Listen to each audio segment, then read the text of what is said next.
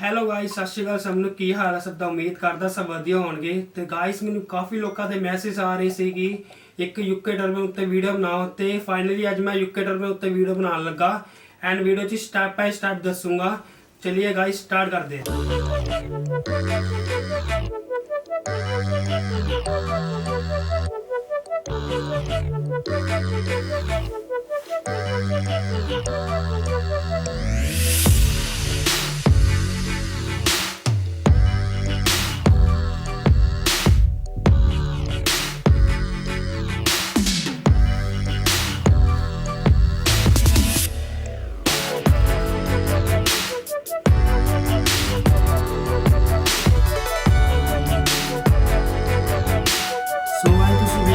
लाड़ उत्ते लाड़ रखना सी।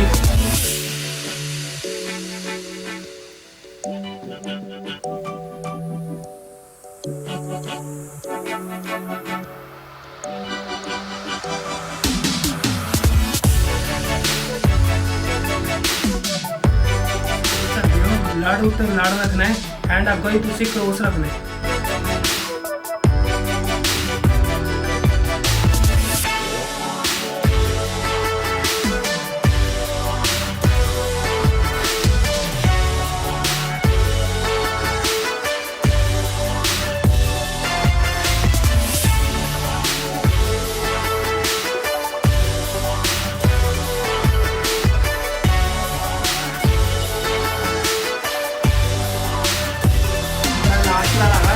इस तो पहले तुसी सफाई करना चाहो तो सफाई भी कर सकते हो।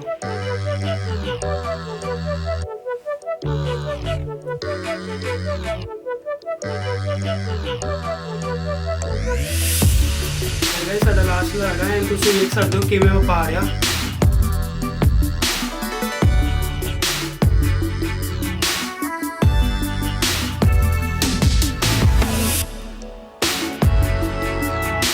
ऊपर भी चढ़ सकते हो अगर तुम थले थले ज़्यादा आएंगे।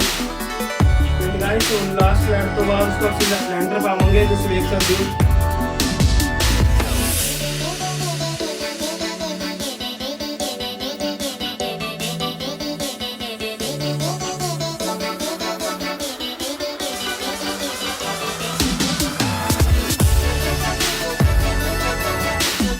गाइस साड़ी पग बन चुकी है। मैं एक बार राउंड घुमा के दिखाऊंगा।